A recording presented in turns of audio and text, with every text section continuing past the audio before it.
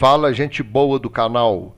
Vamos encarar agora questões do CESP, aquelas questões de certo e errado, com muita tranquilidade, com muita calma. Vamos fazer uma análise bem criteriosa daquilo que a gente vai ler, com muita lentidão, tá? Com muita tranquilidade. Muito obrigado aos 60 mil inscritos.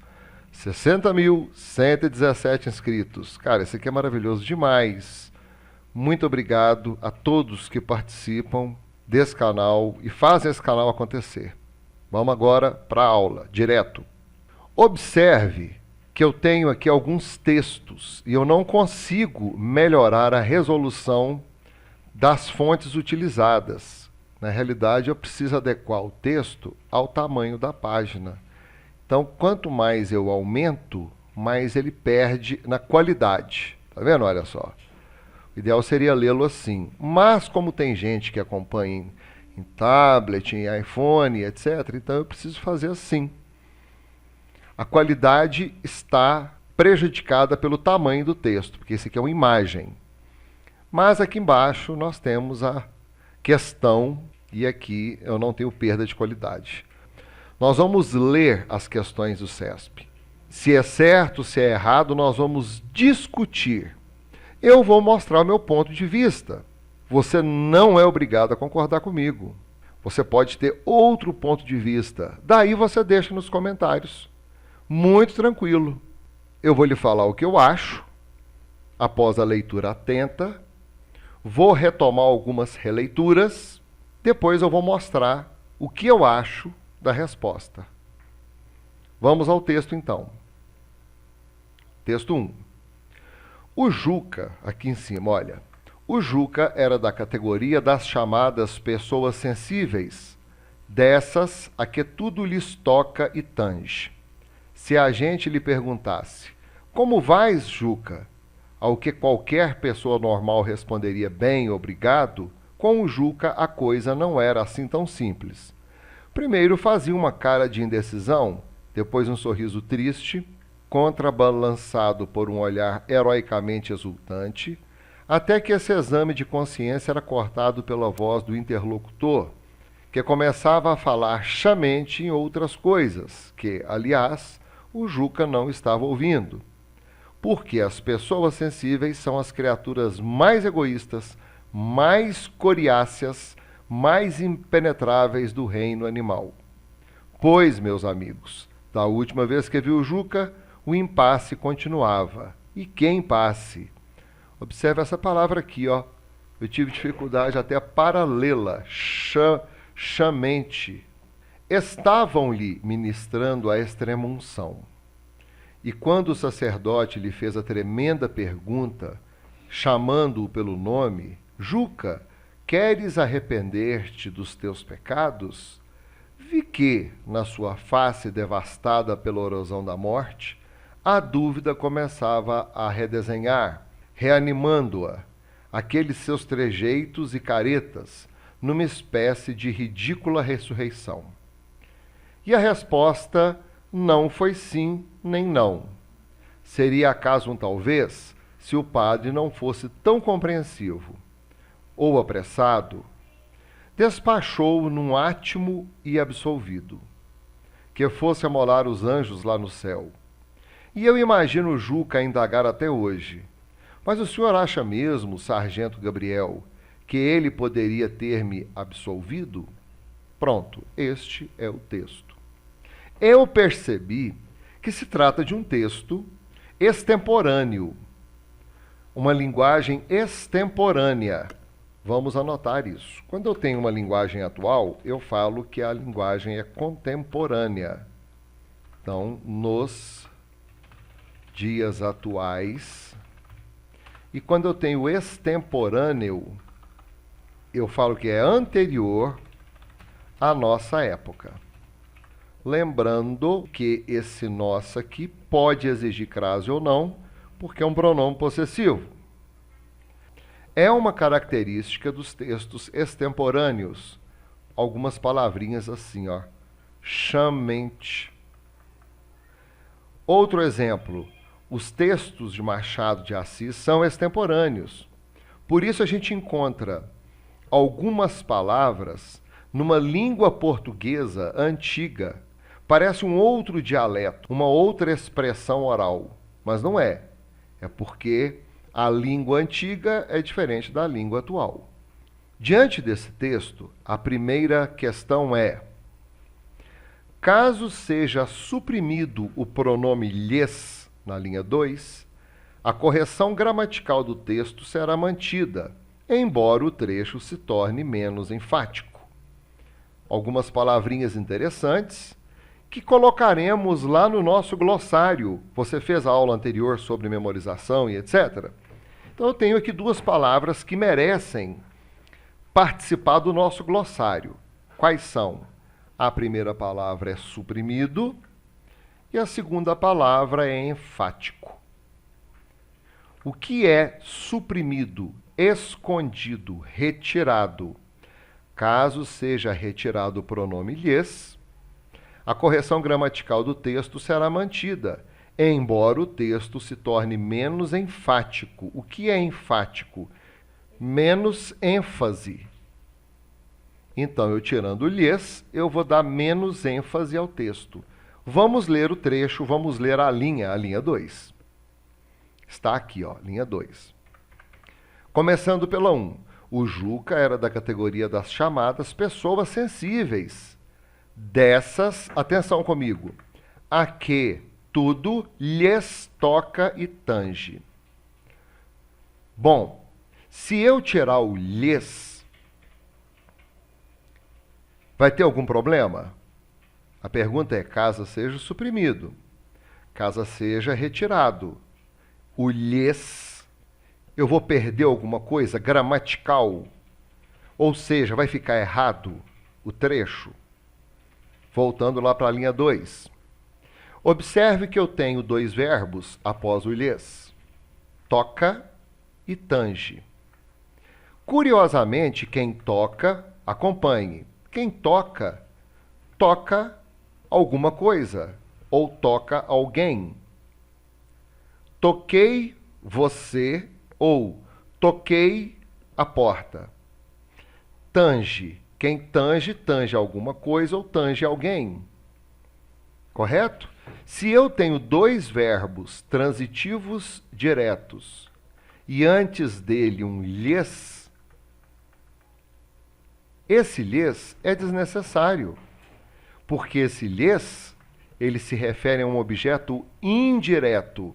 E eu tenho depois o lhes, toca. Toca o quê? Tange. Tange o quê? São dois verbos transitivos diretos, e esse lhes antes dos verbos transitivos diretos é desnecessário. Ele foi colocado ali somente para dar uma ênfase na oração, para dar um destaque na oração, para mostrar mais do que devia mostrar, para exagerar. Vamos agora à questão. Embora o texto se torne menos enfático, que era a função do lhes. Dá uma ênfase, um destaque. Então, eu posso retirar o pronome lhes da linha 2 e a correção gramatical do texto será mantida. A resposta, eu vou colocar aqui, certa. Justificativa. Tenho dois verbos transitivos diretos e o lhes se refere a um verbo transitivo indireto. Portanto, o lhes serve somente para atribuir ênfase ao período. Viu como é simples? Desde a primeira aula do canal, eu sempre falo sobre o tal do verbo. O camarada que começa uma análise sintática, o camarada que começa a trabalhar com uma interpretação gramatical, e ele já pega o verbo, ele já tem meio caminho andado. Porque o verbo denuncia, o verbo fala, o verbo mostra as coisas de que precisamos, certo? E através dessas coisas, a gente vai tirando os pedaços. Como, por exemplo, eu achei o verbo, olhei para esse lhes aqui e falei: tchau, lhes. você significa a eles. Vamos botar isso aqui também. Lhes é igual a eles. Se fosse lhe, seria igual a ele. Mastigadinho, tranquilo, mano, não tem crise com CESP. Tem crise na leitura. Fez a leitura? Fiz. Olhou o que tem ao redor? Olhou. Aí fica mais fácil. Bacana? Essa primeira questão está certa. Mano, vamos partir aqui para a questão 2. E parece que a qualidade do vídeo aqui na tela diminuiu um pouco por causa da renderização do computador, que não está legal. Meu computador está com problema para renderizar, então eu preciso fazer um pedaço, renderizar, fazer outro pedaço e renderizar. Mas vamos embora. Número 2. Com relação às estruturas linguísticas e aos sentidos do texto, tem esse código aqui, julgue o tema a seguir. Na linha 5, caso a forma verbal era fosse substituída por seria, a respectiva afirmação sobre o comportamento de Juca seria mais categórica que a que se verifica no texto. Vamos lá acompanhar essa linha 5. A linha 5 está aqui, ó, esse era. Mas eu vou começar no início aqui do texto, no início da oração, do período. Como vais, Juca? Ao que qualquer pessoa normal responderia bem obrigado, com o Juca a coisa não era assim tão simples. Então eu quero substituir esse era por seria e eu quero saber se com essa substituição a respectiva afirmação sobre o comportamento de Juca seria mais categórica que a que se verifica no texto. Pronto. Essa é uma questão voltada para o uso de verbo. Vamos pontuar alguns lances aqui. Observe que a forma verbal era, ela transmite que tipo de ideia? De continuidade, de frequência, ou seja, ela foi feita, ela continuou sendo feita e teve a mesma frequência durante esse momento que ela foi feita. Agora, a forma verbal seria é diferente. Por quê? A forma verbal era está conjugada no pretérito imperfeito do indicativo. Vamos botar aqui. Está conjugada no pretérito imperfeito do indicativo. Quando eu falo que era, é porque foi feito. Quando eu falo a forma verbal seria, eu vou colocar aqui a forma verbal seria está conjugada no futuro do pretérito. Dá para você notar já a diferença? Quando eu passo para seria, ela deixa de ser contínua, frequente, para se ter uma ideia de probabilidade, de suposição. Tá aí. Então, quando eu trabalho com era, ele era isso. Então, ele teve uma certeza de que era assim. Se eu falo seria, já é uma possibilidade de ser, e não o fato de ser propriamente dito. Quando ele era, né, ele exerceu a continuidade, a frequência de ser no pretérito imperfeito. Quando eu boto seria, que está no futuro do pretérito, é uma probabilidade, uma possibilidade, uma suposição. Portanto, essa afirmativa aqui está errada. Anotações. Esse exercício remete à flexão verbal, aos tempos verbais, aos modos verbais. Dê uma olhada nisso aí, porque é uma questão fácil, tranquilíssima, mas eu preciso de que você tenha uma ideia da flexão verbal, do tempo verbal e do modo verbal. Número 2 está errada. Número 3.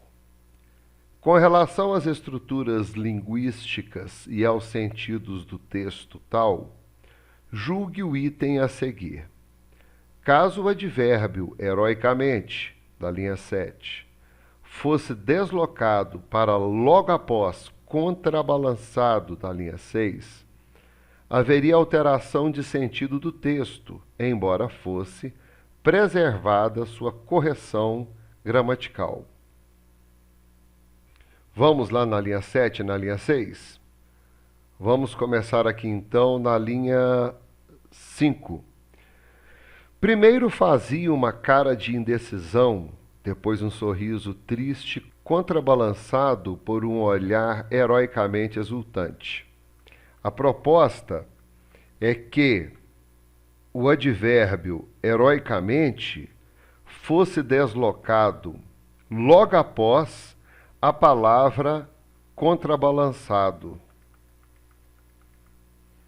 E a pergunta que se faz é: haveria alteração de sentido do texto?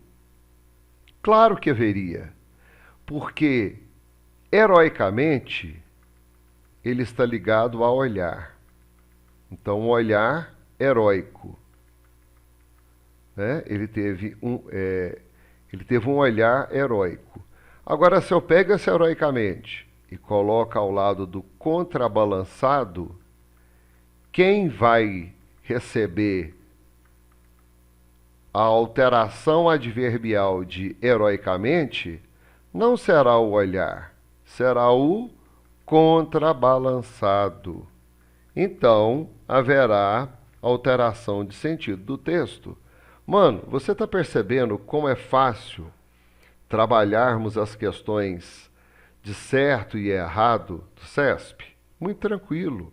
Basta voltarmos às linhas onde a questão propõe a mudança e analisarmos o que se pede.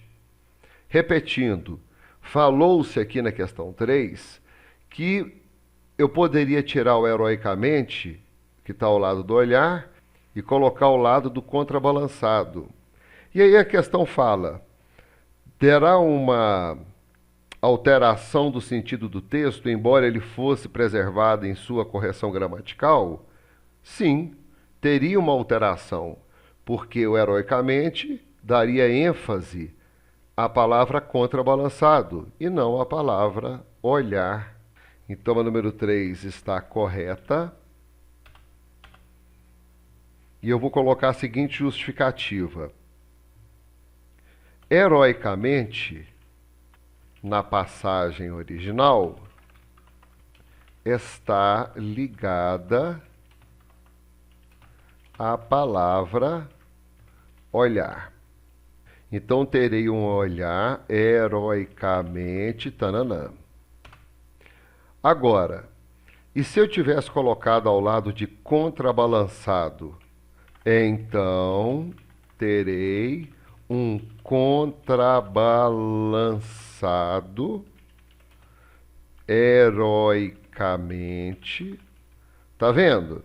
Aqui, ó, o heroicamente, ele muda, ele enfatiza, ele contamina o olhar. E na linha de baixo, não. O heroicamente, ele muda, ele enfatiza, ele vai trabalhar com a palavra contrabalançado. Fácil demais? Basta uma leitura atenta. Número 3, correta. Número 4. Com relação às estruturas linguísticas e aos sentidos do texto, tal, julgue o item a seguir. Muita atenção. É correto estabelecer a referência do pronome que, da linha 9, tanto com voz do interlocutor, na linha 8, quanto com outras coisas, linha 9? Vou repetir.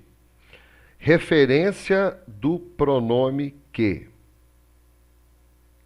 Então, é um pronome que faz referência a alguma coisa. E se ele faz referência a alguma coisa, eu posso ler um pedaço do trecho com ele e outro pedaço do trecho sem ele.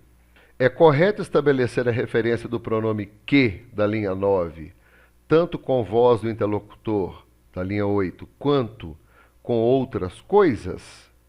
Vamos à linha 9 e linha 8. Vamos começar aqui na linha 5.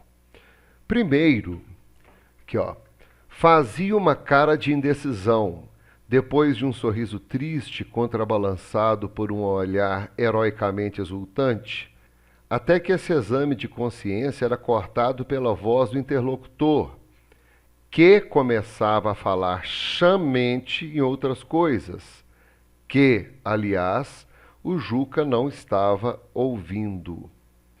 Então o pedaço é esse aqui, ó.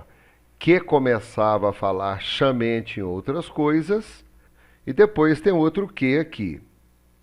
Essa afirmativa está correta. Sabe por quê?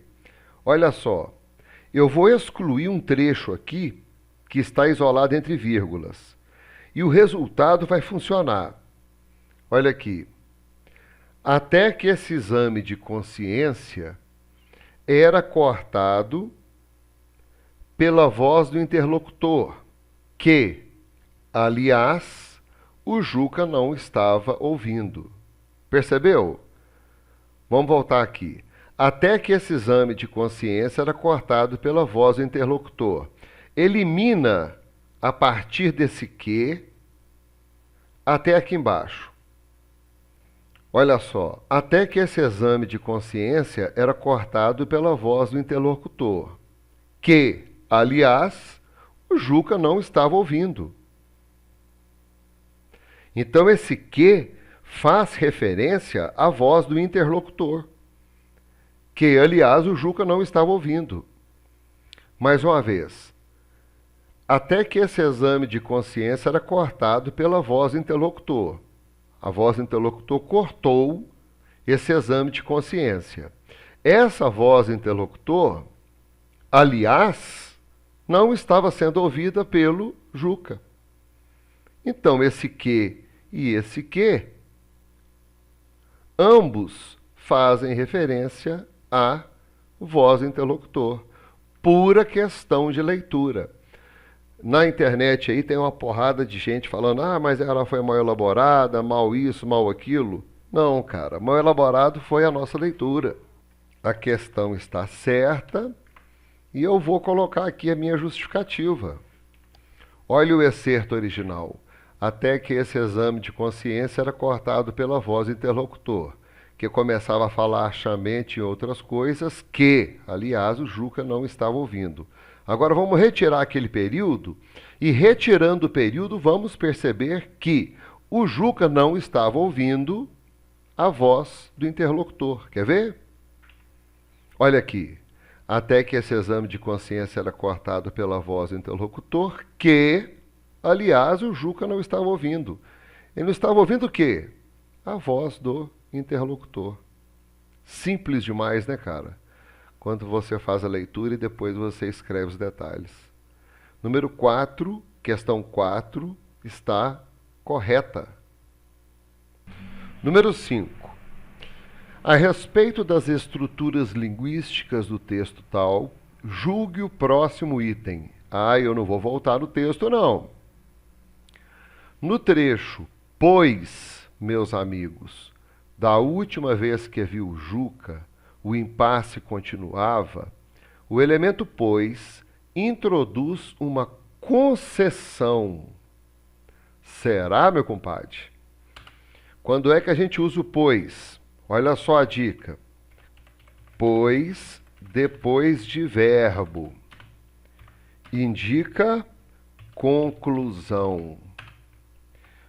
Pois antes de verbo indica explicação. Isso aqui não precisou nem voltar ao texto. Exemplos.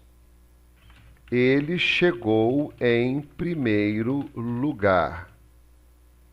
É um vencedor, pois. Indica conclusão. Ele gostou do trabalho, pois conseguiu o emprego. Explicação.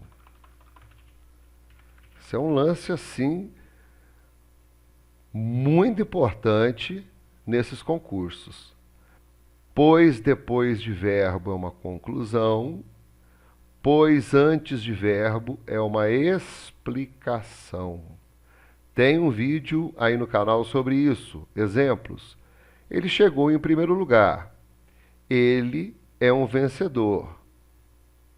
Então, ele gostou do trabalho, pois conseguiu o emprego. Por quê? Então, o primeiro tem uma conclusão e o segundo tem uma explicação.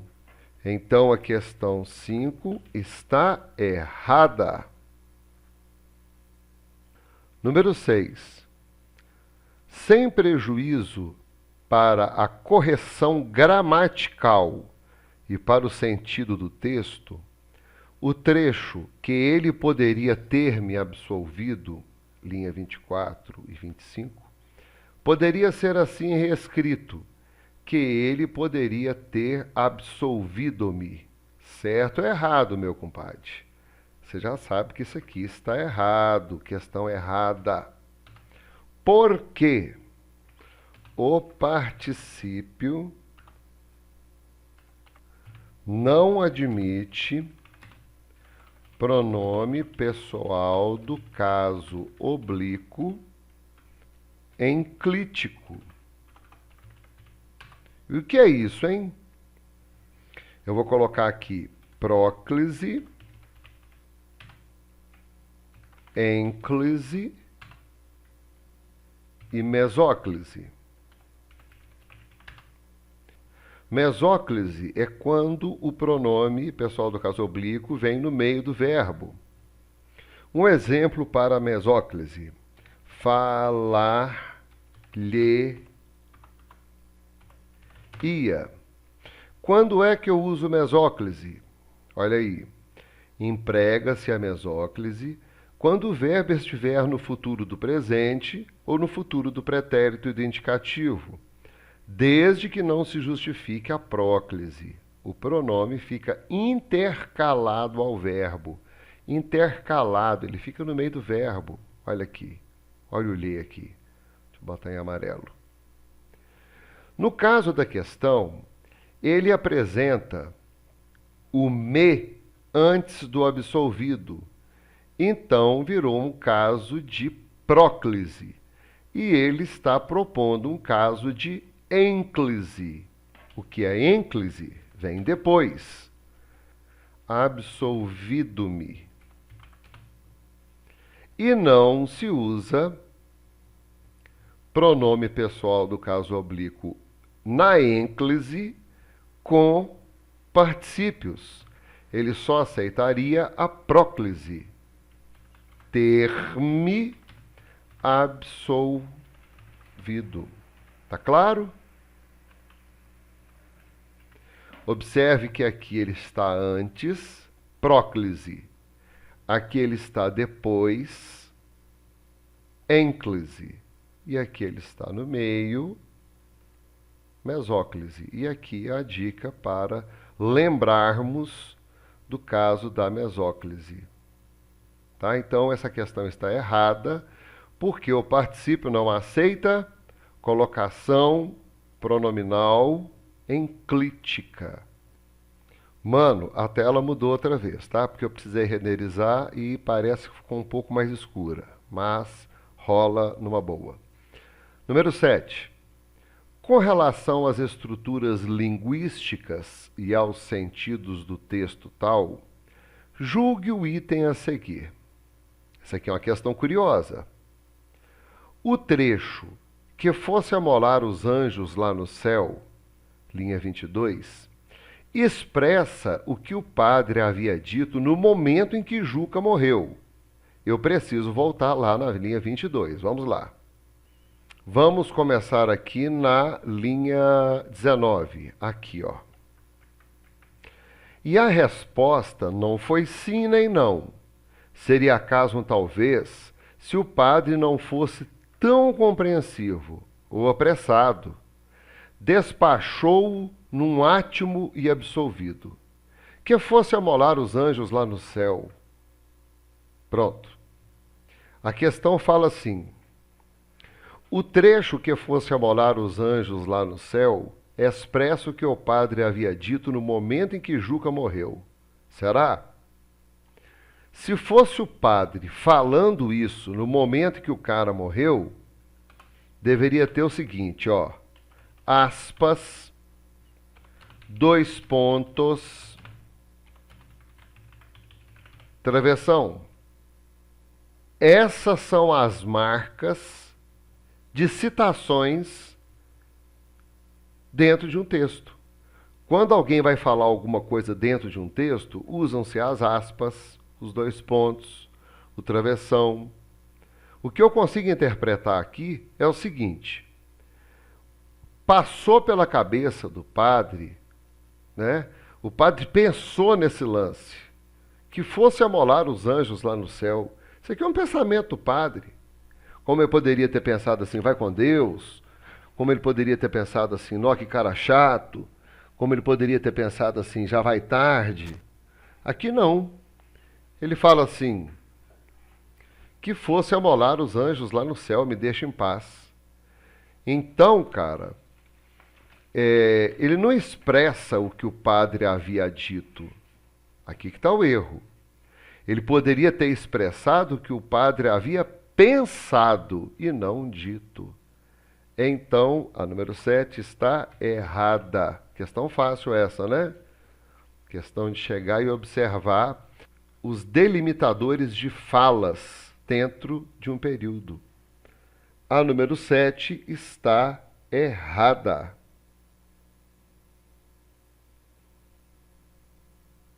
Mais um texto. O orgulho é a consciência, certa ou errônea, do nosso valor próprio. A vaidade é a consciência, certa ou errônea, da evidência do nosso valor aos olhos dos outros. O homem pode ser orgulhoso sem ser vaidoso. Pode ser a um tempo vaidoso e orgulhoso. Pode ser, pois tal é a natureza humana, vaidoso sem ser orgulhoso.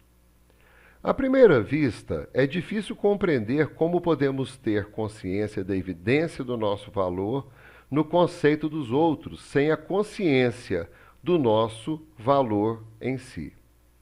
Se a natureza humana fosse racional, não haveria qualquer explicação. No entanto, o homem vive primeiro uma vida exterior e depois uma vida interior.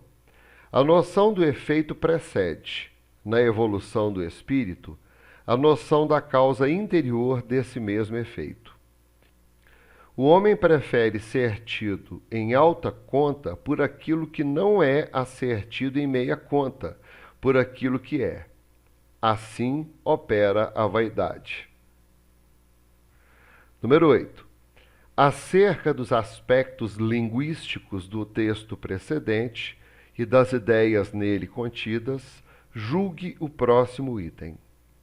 Infere-se do texto que, na evolução espiritual do ser humano, o processo de autoconhecimento provém da consciência das impressões alheias sobre o indivíduo. O primeiro lance nosso é colocarmos mais uma palavrinha no nosso glossário. Sabe qual é? Inferir, muito cobrado nos concursos. O que é inferir? Está aqui, infere-se, né? Inferir, retirado do dicionário agora há pouco. Deduzir, concluir por inferência ou dedução, partindo de indícios, fatos ou raciocínios. Agora vamos ler novamente. Infere-se do texto que, na evolução espiritual do ser humano, o processo de autoconhecimento provém da consciência das impressões alheias sobre o indivíduo. Observe que logo aqui no início falo assim: o orgulho é a consciência, certa ou errônea, do nosso valor próprio. A vaidade é a consciência, certa ou errônea, da evidência do nosso valor aos olhos dos outros. Então o texto afirma que nós temos antes a vaidade e depois o orgulho, que é o nosso autoconhecimento. Olha só aqui. A vaidade é a consciência, certa ou errônea, da evidência do nosso valor aos olhos dos outros. Então, primeiro rola, né, o julgamento aos olhos dos outros, para depois termos o nosso orgulho, que é o nosso autoconhecimento. Então, eu não posso, presta atenção, afirmar que esse autoconhecimento provém da vaidade. Na realidade, a vaidade, que é a consciência que as pessoas têm de nós mesmos ou da nossa postura, é que vai gerar o nosso orgulho. Então isso aqui está trocado, mano. Faz a releitura aí que você vai perceber que isso aqui está trocado. Então essa número 8 aqui está errada. Vamos botar aqui. Errada, pois ocorre exatamente o contrário do que se afirma. Primeiro eu tenho uma crítica das pessoas e através dessa crítica das pessoas nós vamos obter o nosso orgulho, que é o nosso autoconhecimento. Número 9. Acerca dos aspectos linguísticos do texto precedente e das ideias nele contidas, julgue o próximo item. Na linha 15, a forma verbal opera foi empregada com o sentido de produz. Vamos à linha 15. Vou começar aqui na 13ª linha. O homem prefere ser tido em alta conta por aquilo que não é, a ser tido em meia conta por aquilo que é. Assim opera a vaidade. Pergunta: a forma verbal opera foi empregada com o sentido de produz? Ô, brother, acabei de puxar do dicionário agora, olha aí.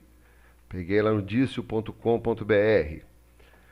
O que é operar? Nós temos aqui alguns significados.